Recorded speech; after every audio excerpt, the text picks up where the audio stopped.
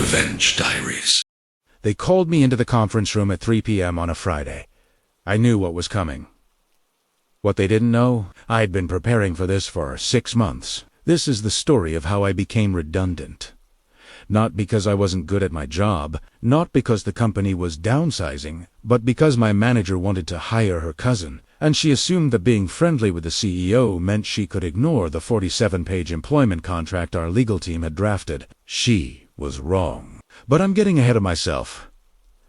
Let me take you back. 6 months before that Friday, I noticed something. Small things.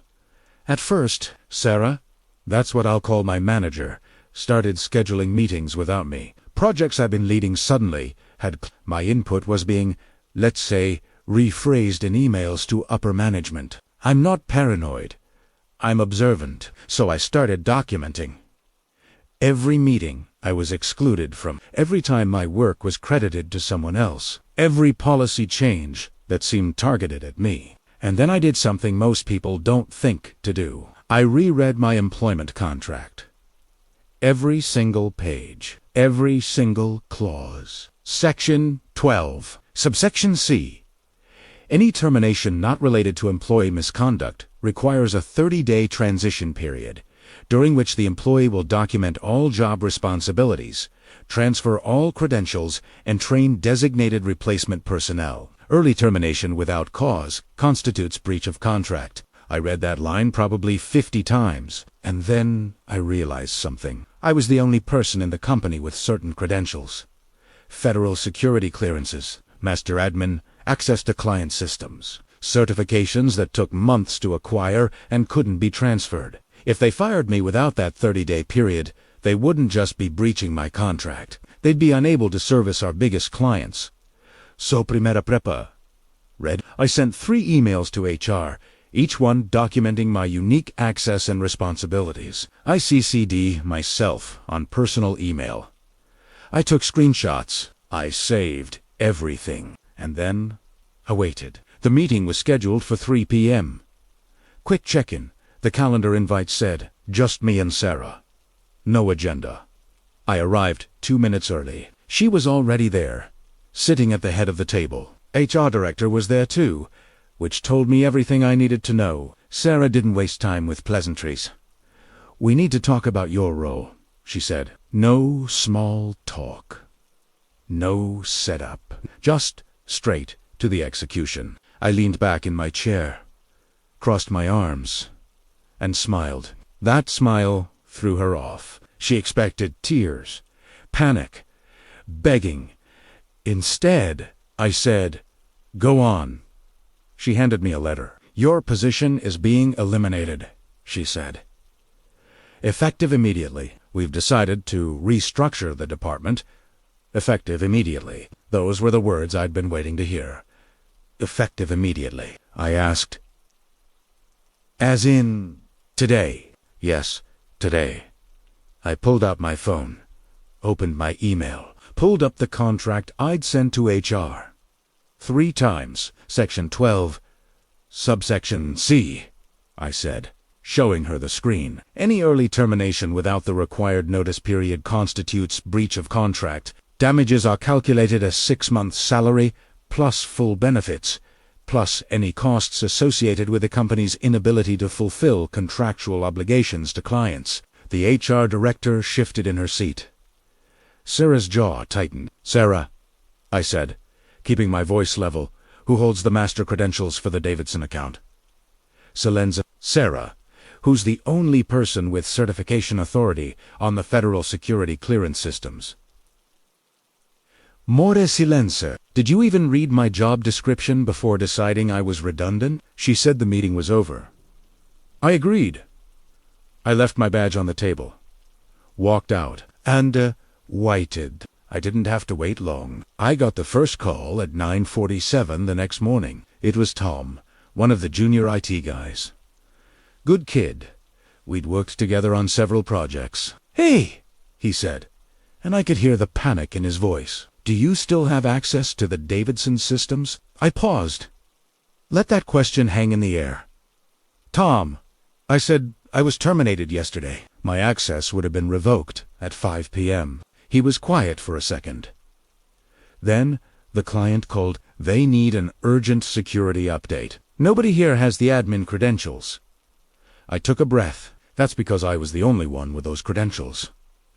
It's in the documentation I sent to HR. Twice, Apologi said it wasn't his fault. I told him I knew, because it wasn't. This was Sarah's fault, and it was about to get much worse. The Davidson account was worth $4.2 million annually. It required weekly security certifications that only I was authorized to process. I'd warned HR about this. In writing, they'd acknowledged receipt. By noon, I'd received 6 more calls. I didn't answer any of them. Day 3. That's when the CEO got involved. I got an email from his assistant. Mr. Harrison would like to speak with you at your earliest convenience regarding a potential consulting arrangement. I waited 2 days to respond. On day 5, I took the call. Mr. Harrison was professional.com. But I could hear the stress underneath. We seem to have encountered some difficulties with the transition, he said. I almost laughed. Difficulties? The Davidson contract was in jeopardy. Their federal contracts were at risk. Their entire security infrastructure was locked behind credentials they didn't have. I'm aware, I said. I documented all of this before my termination. Yes, he said. We're reviewing that documentation now. He asked if I'd be willing to consult, help them transition, train a replacement. I said I'd consider it. Then I said, my attorney will send over terms. The terms were simple. Full reinstatement of my 6-month severance as outlined in the breach of contract. Consultant rate of $300 per hour. Minimum 20 hours per week. 4-month minimum contract. That's $96,000. Plus the severance they already owed me. Plus my attorney's fees, which I insisted they cover. They agreed within 2 hours. I started my consulting arrangement on day 8. I worked from home 4 hours a day. Maximum. I documented everything I did. Every password I transferred. Every process I explained. And I learned something interesting during those 4 months. Sarah hadn't just wanted to fire me. She'd been planning to hire her cousin for 6 months. She'd already promised him my position. He was starting the following Monday. Except now, there was no position. The department was being restructured. Remember, they'd eliminated my role to save money. Sarah's cousin never got the job. But here's the best part, the Davidson account. They didn't just need me to maintain it. They were so impressed with how I handled the crisis that they requested me specifically for their next project, a project worth $7 million over 2 years. The company couldn't say no, so I consulted on that too. At my rate, I finished my consulting contract in October for months. $90,000. Plus my severance, plus attorney fees. In total, I made more in those 4 months than I'd made in the entire previous year. Sarah wasn't there when I finished. She'd been reassigned to a different department in August. A lateral move, te cad italiano.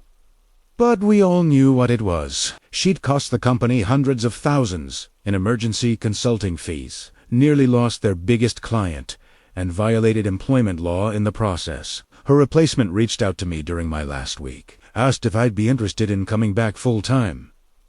I said no, but I said I'd be happy to continue consulting on major projects. I've been consulting ever since. Same company, triple my old salary.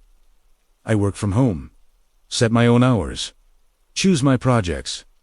And Sara, las primera EA. She's still at the company, same level she was at before.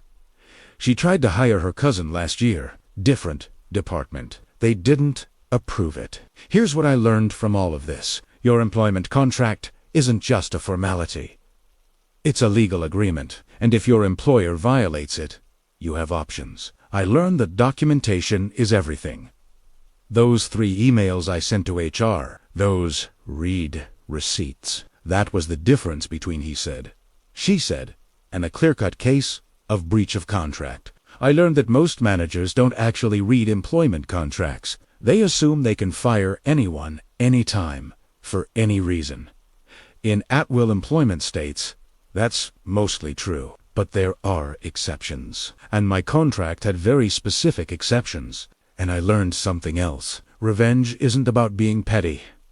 It's not about getting even. Sometimes, the best revenge is just enforcing the agreements people made and then ignored. Sarah didn't lose her job because I was vengeful. She lost her standing because she violated a contract, cost the company money, and acted without understanding the consequences. I didn't destroy her career. The company is doing fine. They've since hired 2 people to do what I used to do alone. They paid me for 4 months to train them. The Davidson account is stable. My replacement is competent. Sarah is still there. Still a manager, but her reputation never recovered. She's known as the person who nearly lost a $4 million account because she didn't read an employment contract. As for me, I'm doing better than I ever thought possible. I have 4 major clients now. I work 20 hours a week. I make more than I did working 60-hour weeks in an office. And every time I see a new consulting request come in, I think about that conference room. That 3 p.m. meeting, the smile on Sarah's face when she handed me that termination letter. She thought she was ending my career. She was actually starting it. If you're in a situation where you think you might be fired, do 3 things. 1. Read your employment contract, all of it. 2. Document everything. Emails, meetings, responsibilities. 3. Know what you're worth. And make sure your employer knows they can't easily replace you. Sometimes, the best revenge is just being prepared. Thanks for watching. If you have your own workplace revenge story, leave it in the comments. I read every single one. And if you want more stories like this, subscribe. I post new videos every Tuesday, Thursday, and Saturday. Until next time, remember, contracts aren't suggestions. They're agreements. And sometimes, the people who break them pay more than they expected.